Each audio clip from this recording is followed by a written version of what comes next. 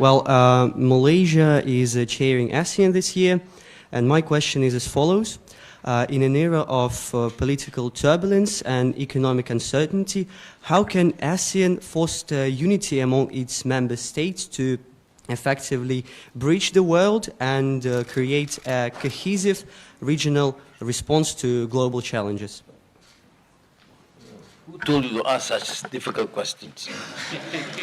Thank you very much. Thank you very much. Now, ASEAN takes a common position on most issues. Of course, there are different countries, different emphases and bias, but generally, for example, say the most contentious or more difficult conflict that we are facing, issue that we are facing, say Myanmar. The consensus is okay. Do whatever it takes, engage however, but remain the 5 principles. We call it 5-point consensus. And that's why in my engagement, when I say I'm to talk, they know that I will follow the parameters agreed upon. Now on tariff, we have the bilateral discussions. All countries in ASEAN are having bilateral engagement with the United States. But all of them asked, if possible, for Malaysia as President Chair to at least present the ASEAN case. It's 650 million people and $3 trillion. It's not small when we see there's one regional bloc. So we have both bilateral, but also the understanding that we also speak up for ASEAN. Now let us talk about say many contentious issues, say issue of Gaza. Of course, there's different levels and degree, but no one wants this to continue. All wants a ceasefire. All says you have to respect human dignity. Some may pronounce that you recognize Palestinian state. Some may take some time, but no country in ASEAN has condoned these indiscriminate killings and colonialism of Gaza. Thank you. Thank you very much.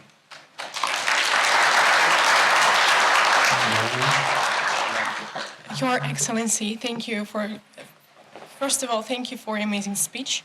How do advancements in digital technology and the growing importance of cybersecurity serve as tools for Malaysia and Southeast Asian nations to connect and collaborate more effectively, thereby contributing to a harmonious and a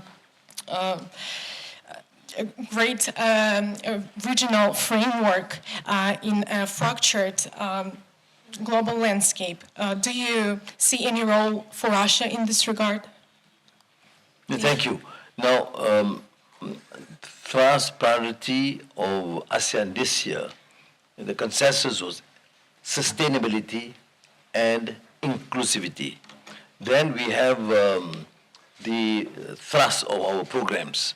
One, we call it energy transition, which is critical. And we have now understanding to have this collaborative effort of ASEAN Power Grid. Vietnam, Laos, Cambodia, Thailand into Malaysia, which is part of Malaysia, and then Singapore. And then we have Sarawak, Sabah, Indonesia, the Philippines. So there's, not many regional, establishment would set up or that of agenda which benefit all countries. The second is, of course, digital transformation, connectivity in all these countries. And our focus is, of course, there should not be this divide, because inequality is a big problem. Why we question this unbridled capitalism is because you allow for this gross inequality and disparity from the very, very, very rich to the very, very poor. Now, if through digitalization it promotes that sort of, or condones or allows for that inequality, is a problem. Not only between intra nations, but also inter. So we have to deal with it.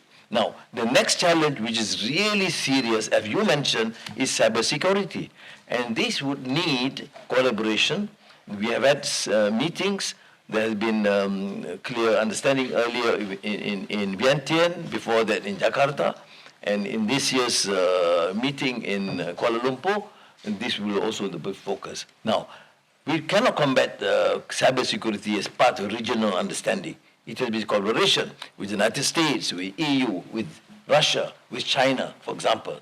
So I think we will continue. But cybersecurity, cyber attack is a major threat to peace. Thank you.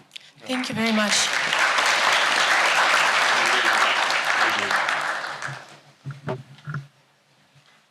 Saya adalah seorang pakar di Pusat ASEAN dan juga sejak tahun akademik ini saya juga mengajar bahasa Melayu.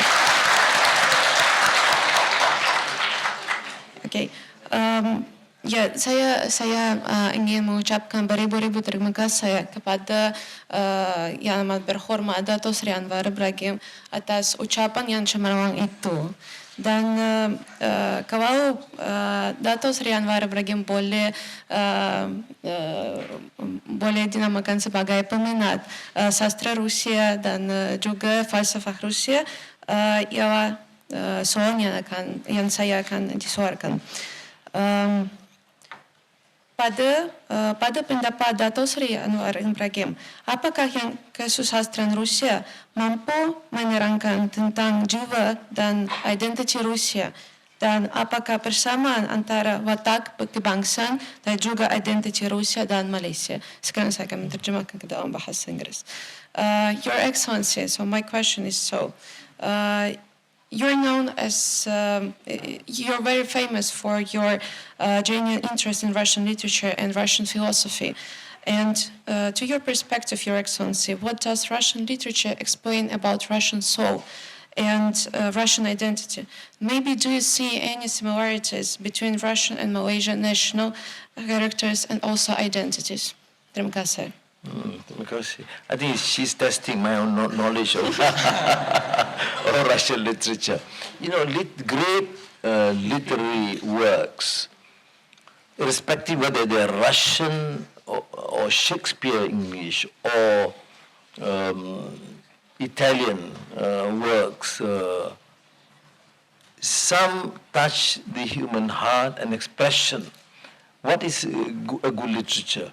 Is expression of human feelings and then translated, crafted into beautiful language, right, which touch the hearts of men and women.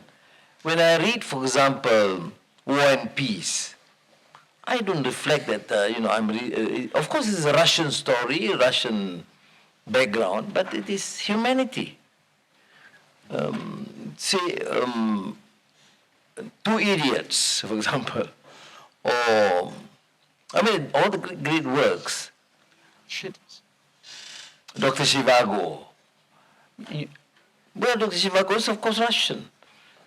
But the humanity that has been placed, the tragedy, the work, love, of course, and sometimes the penchant for arrogance and war. All these are expressions of humanity. And I think really, despite the fact that we are going for these great works of literature, for science and technology and engineering, which is critical for our survival as a country and humanity, this humanity cannot be replaced unless you go back to these great works of art and literature.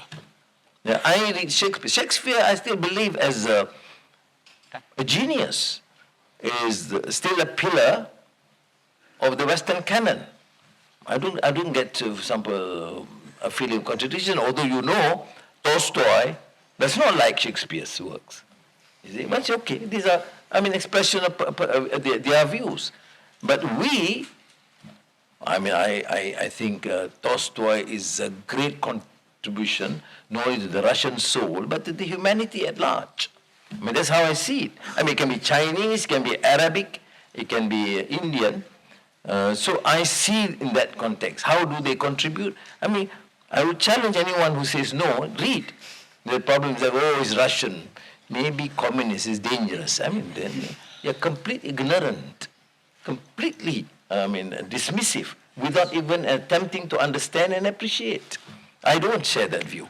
Any great work, and I think it's a major contribution. You know, it touches the heart. Well, many of my colleagues say, oh, Anwar is different because you read when you were in prison. So all tragedy, sad. No, not necessarily. It touches the heart. Whether you are in prison or not, the failure of politics, of deficit of trust, of corruption, of human failures and failings, arrogance of power, condescending towards others, all because we have lost that soul, the sense of what is right and what is truth. So I think that is the answer. That's why in Malaysia, for example, I know my colleague in Indonesia, some of the great works of the Russian novelist has been translated. We have been doing it. And it doesn't matter. I'm going to Kazan this evening, and tomorrow I'll be speaking. Of course, I'll be talking about Haji Murad of Tolstoy. And great. Okay, thank you. Terima kasih.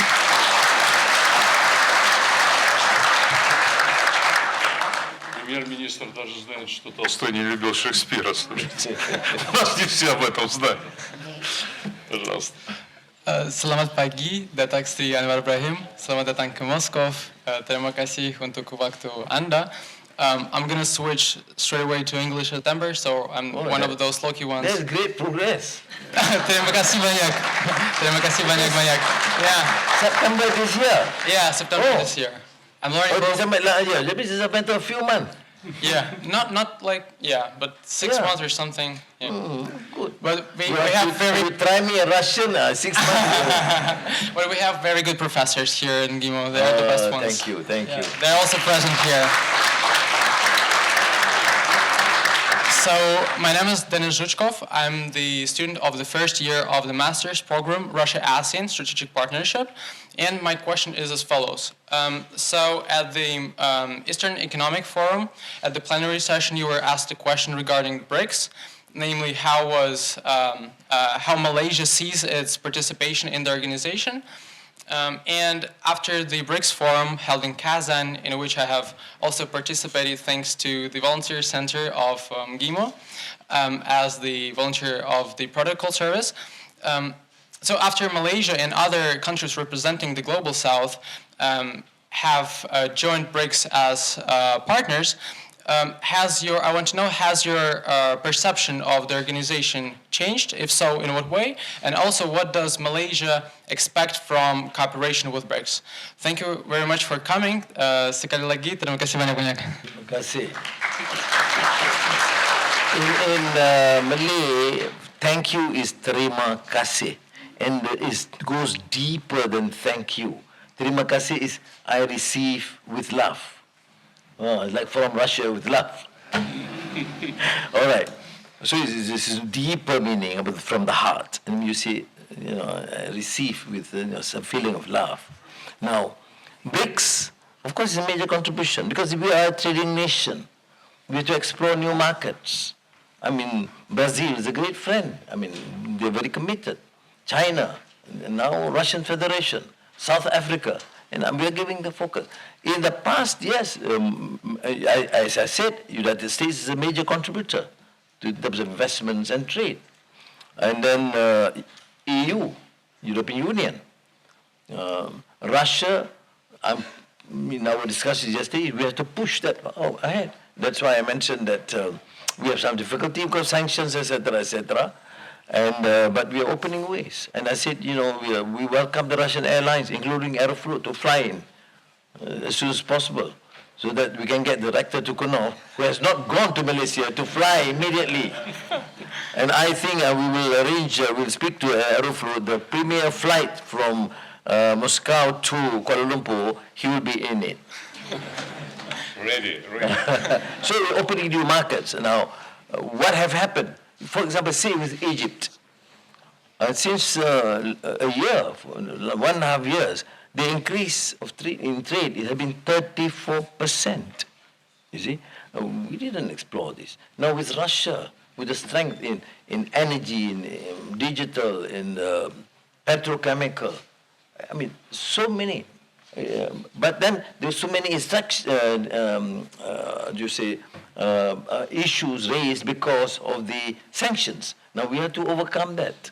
Of course, if it is multilateral sanctions imposed by the United Nations, we have to, naturally respect that. But some are unilateral sanctions.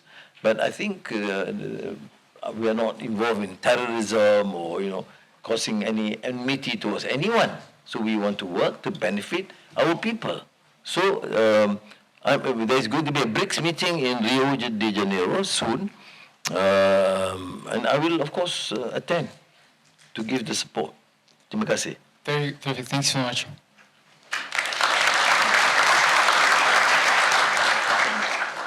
Thank you a lot for coming. I'm a first-year student of the School of International Economic Relations here. Our Muslim communities in strengthening Russia-Malaysia relations further. Thank you. Thank you. No, Russia is a vast country, and also have a big number Muslim population, and I've seen, for example, the support of, is more inclusive in terms of the attitude of the government. Mosques have been built. People, you tolerate all religious activities of various communities and religious denominations. And I think that's a good sign. And in fact, encouraging this Kazan Islamic Economic Forum. That's why I choose to attend. Because there's also huge potential. On Islamic finance, halal is the trillions of dollars. It's not small. So other than following some Islamic precepts, it also allows for vibrant economic activity. And that's why I think the Kazan Forum is important. Terima kasih. Thank you.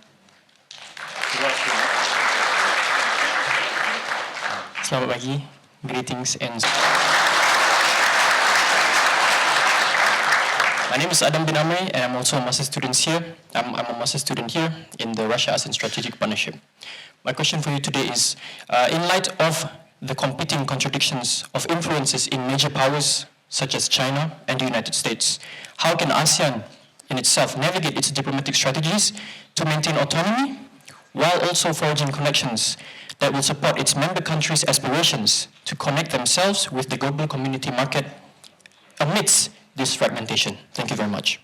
Thank you. Now, we have been sometimes persuaded or pressed to initially take sides.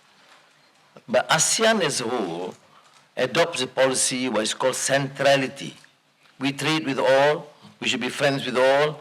We are, small nations combined together, although it becomes big, $3 trillion, as I said, and 650 million people.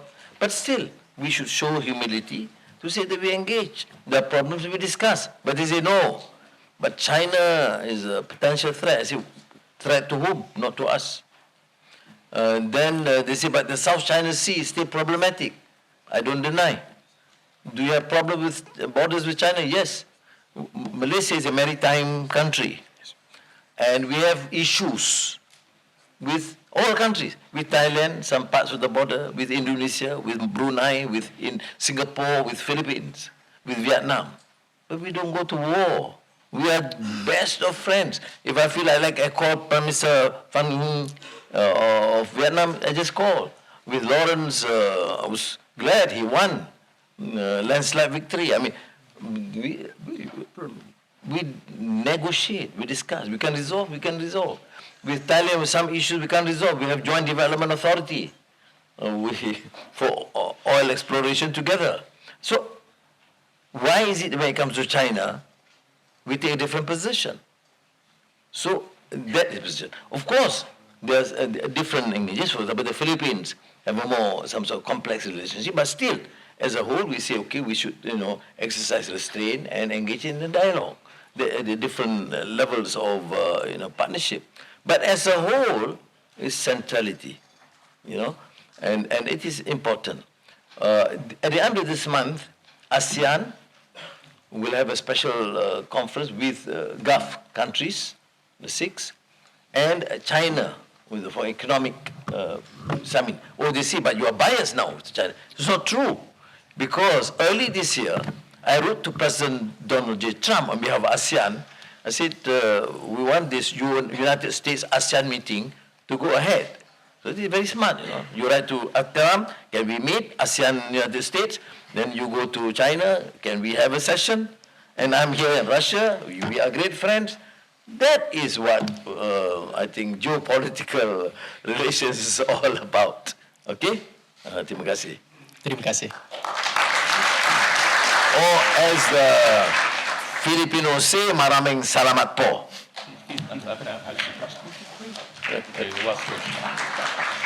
Ya, selamat pagi, Bapak Ibrahim, yang saya hormati. Terima kasih atas kedatangan Anda ke universitas kami. Pertama-tama, saya harus minta maaf karena saya akan bertanya dalam bahasa Indonesia, bukan dalam bahasa Belanda, karena ini adalah bidang spesialisasi saya. Oke, terima kasih banyak sekali lagi. Pengarang atau sastra Melayu apa yang bisa sangat menarik dan berminat bagi orang Rusia, yaitu bagi mahasiswa yang belajar bahasa baik Indonesia maupun Melayu di universitas kami, karena tentu saja Anda tahu sangat banyak tentang kesusastraan baik Rusia maupun Indonesia atau Melayu. Terima kasih banyak. Yeah. Terima kasih. The question is,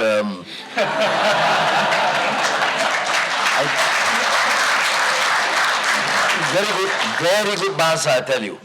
First class, congratulations. And the question relates to the great works of literature in the region, particularly in Malay, Indonesian languages. What particular novel or work that I support? You know, there's a lot of confusion because people think that I'm a graduate of literature, because I graduate from the Faculty of Arts. Faculty of Arts is translated Sastra, literature. So they think that, no, I did not.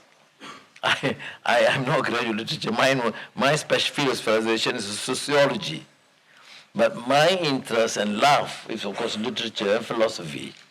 I think got too much philosophy, that's why I got into prison. Now, what great works? Well, it depends. If the classics is something else, but I think in terms of contemporary or what is termed as modern literature, I think poem of Anwar, Tongkat Warren or Usman Awang in Malaysia, or Taufik Ismail in Indonesia, or Muhammad Haji Saleh in Malaysia. Novels, if you think about the great works in Indonesia in the 50s, will be, of course,